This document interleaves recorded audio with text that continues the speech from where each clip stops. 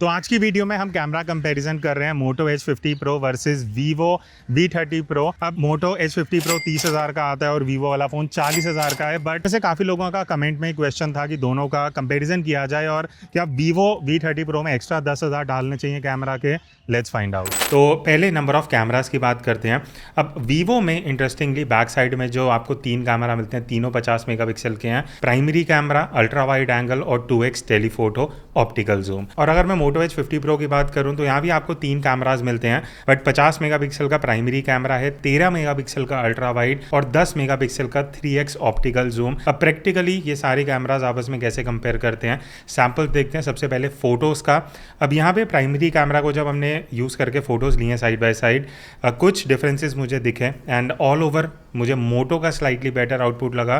क्यों? Because Motorola के जो कलर्स हैं वो थोड़े पंची हैं, वीवो थोड़े नेचुरल साइड पे रखता है। तो ये एक पर्सनल चॉइस है। अगर आपको थोड़े ऐसे कलर्स चाहिए कि आप एडिटिंग में अपने हिसाब से एडजस्ट कर सको तो Vivo V30 Pro ज़्यादा बेटर लगेगा। बट अगर आपको ऐसी फ़ोटो चाहिए जो सीधी खींची और सोशल मीडिया पे डाल दी तो मोटो H50 Pro उसके लिए बेटर है। और ऑल ओवर अगर आप इन सैम्पल्स में देखोगे, कलर्स मोटो के थोड़े से ज़्यादा सैचुरेटेड हैं। दूसरा डिफरेंस है कि Vivo V30 Pro में जो कॉन्ट्रास्ट है वो काफ़ी न्यूट्रल है, बट मोटो H50 Pro उसको थोड़ा बढ़ा देता है, थोड़ा कॉन्ट्रास्ट ही ज़्यादा करता है। तो ये भी एक पर्सनल चॉइस आ जाती है। बट मेरे हिसाब से अगर मैं कलर्स और कॉन्ट्रास्ट की बात करूँ, Vivo V30 Pro एक ऐसा फ़ोन है जो फोटोग्राफर्स के लिए है। मोटो H50 Pro है ऐसे यूजर्स के लिए जो सिर्फ फोटो लेके डायरेक्टली अपलोड करना चाहते हैं, एडिट नहीं करना चाहते। अगला डिफरेंस जो मुझे लगा वो है Vivo में कुछ चीज़ें जो सही नहीं थी, वो है स्काई मैजेंटा हो रहा था काफ़ी बार। मोटो H50 Pro में कलर एक्यूरेसी मुझे पर्सनली बहुत बेटर लगी, स्पेशली स्काई में आपको जैसा कलर ब्लू दिख रहा है वैसा ही दिखेगा। Vivo बहुत बार स्काई को थोड़ा सा मैजेंटा कर देता है। दूसरा डिफरेंस जो आप देखोगे वो ये है कि Vivo स्लाइटली वाइड है क्योंकि ये 23 mm में फ़ोटो लेता है, मोटो जो है वो 25 mm में लेता है। इस वजह से मोटो थोड़ा सा नैरो हो जाता है। बट उसके अलावा अगर मैं ऑल ओवर फोटो में शार्पनेस की बात करूं तो मोटो H50 Pro आपको ज़्यादा बेटर शार्पनेस देगा, ज़्यादा शार्प फोटो दिखती हैं।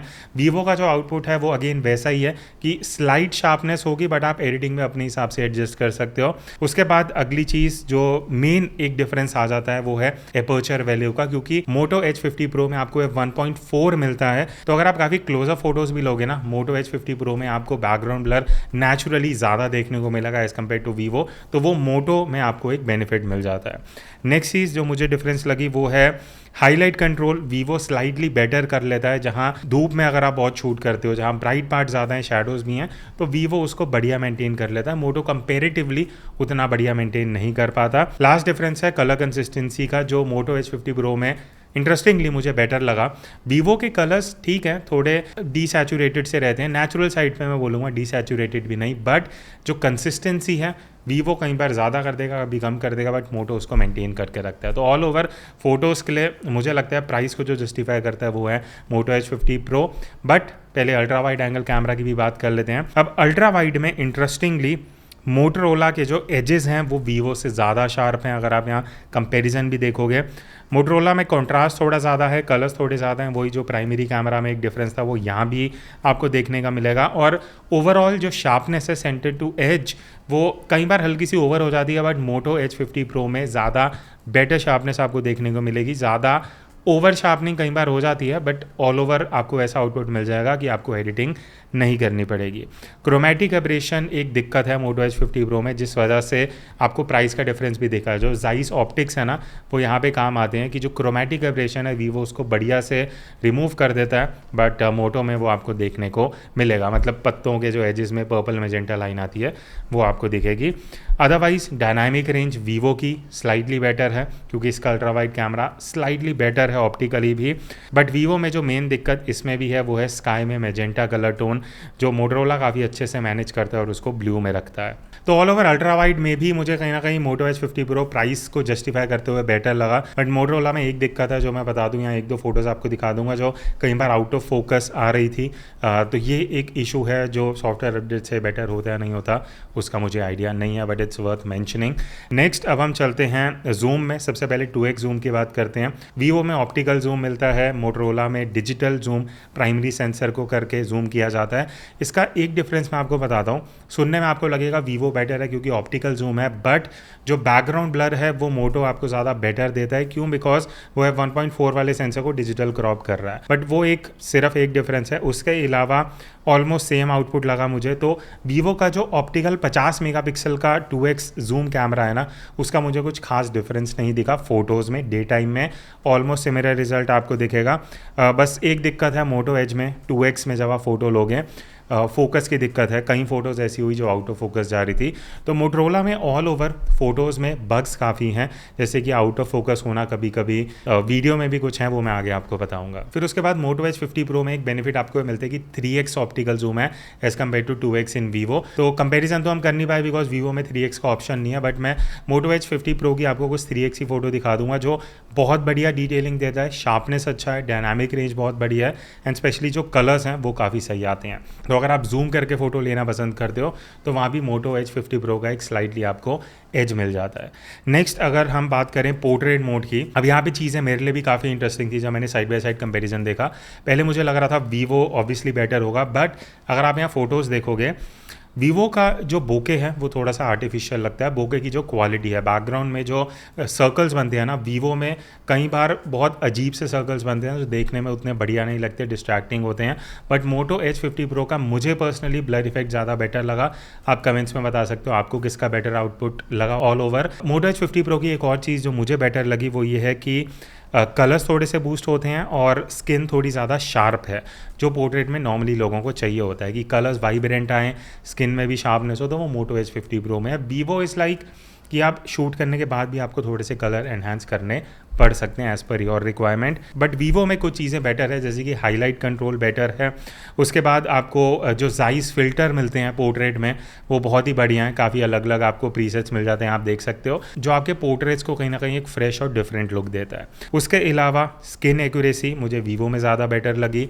जो स्किन टोन्स हैं, जो कलर्स हैं, वो वीवो ज़्यादा बेटर कैप्चर करता है। ये वीवो का एक प्लस पॉइंट रहा है काफ़ी टाइम से। बाकी अगर मैं एज डिटेक्शन की बात करूँ तो ऑल ओवर मुझे मोटो एज 50 प्रो का प्राइस जस्टिफाई करते हुए ज़्यादा बेटर लगा।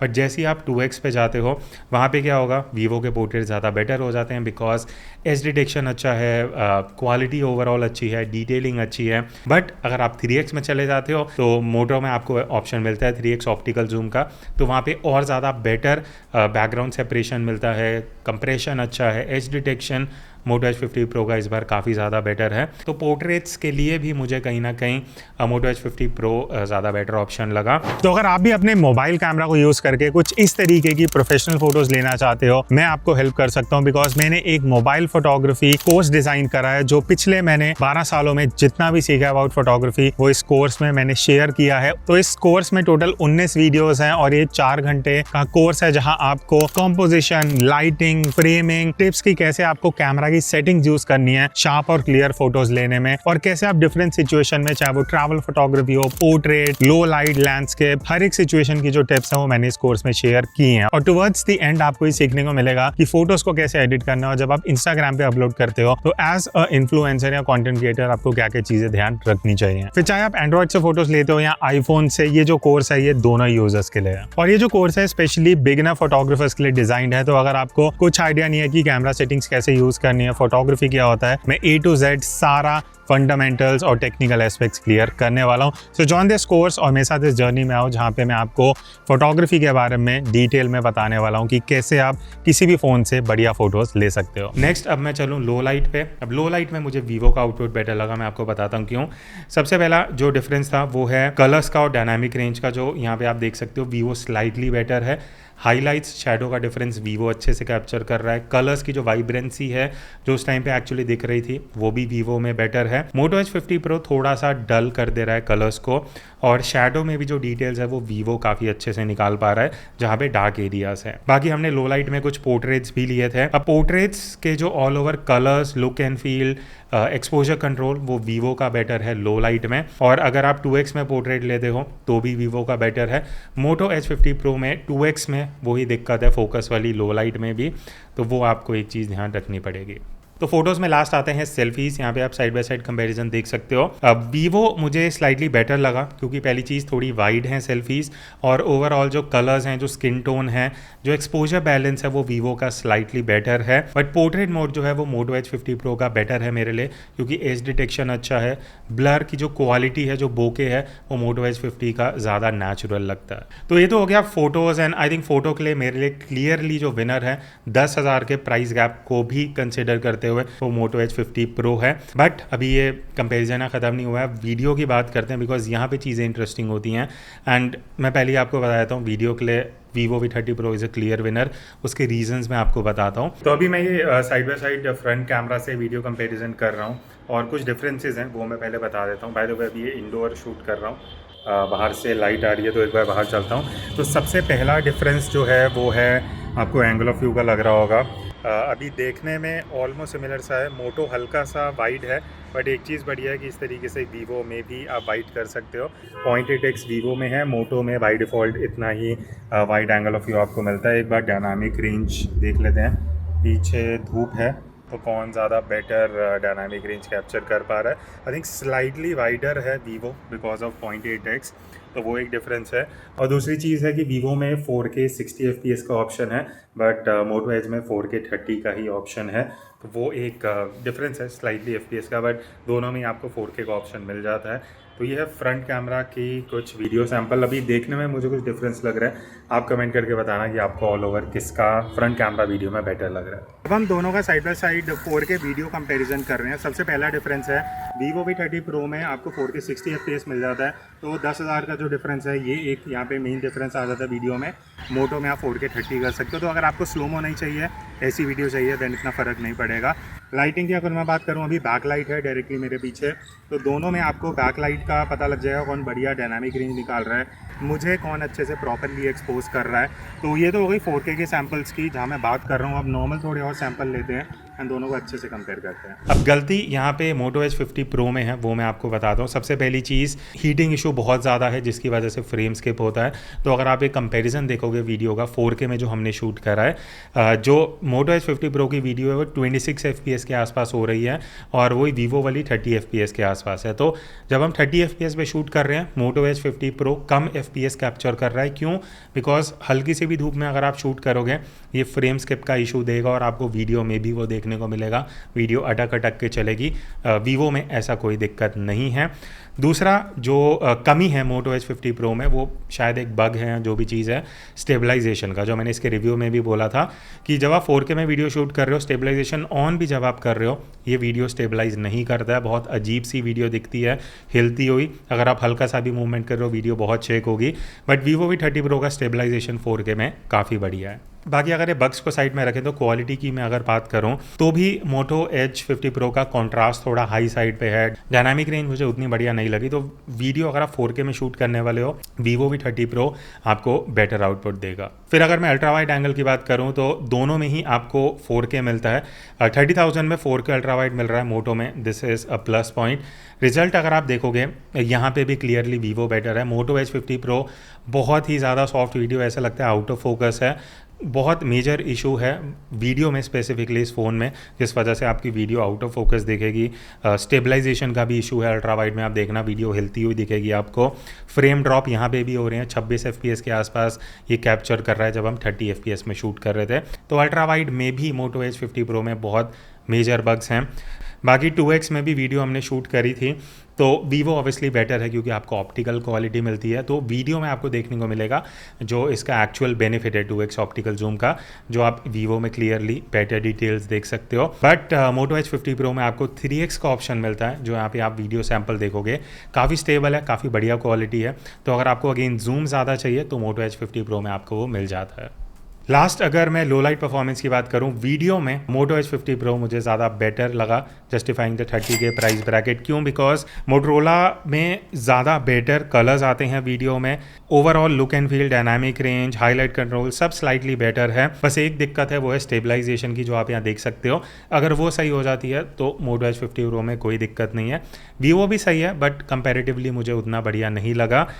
अल्ट्रा वाइड एंगल में वही दिक्कत है, मोटो बहुत ज़्यादा पुअर है, बहुत आउट ऑफ फोकस फुटेज देता है, जबकि वीवो V30 प्रो लो लाइट में बढ़िया काम कर लेता है। तो अब हम आते हैं कंक्लूजन में कि आप 30 से 40 हज़ार का बजट लेके चल रहे हो, कौन सा फ़ोन लेना चाहिए। अभी के हिसाब से वीडियो के लिए अगर आप फ़ोन देख रहे हो, Vivo V30 pro is a very good option. इसके अलावा अगर आप फोटोज़ पे ज़्यादा फोकस करते हो, क्लियरली मोटो H50 प्रो मेरे लिए विनर है। यहाँ पे 10,000 भी बच जाएंगे, फोटोज़ भी बेटर आएंगी। आपको दोनों में से किसका आउटपुट बेटर लगा, do comment and let me know. देखते हैं कि आप लोगों को किसका आउटपुट ज़्यादा बेटर लगा। सो इस तरीके के कंपेरिजन अगर आपको और भी कोई चाहिए, आप कमेंट करके बता देना। I will see in the next video. तब तक take care and keep clicking.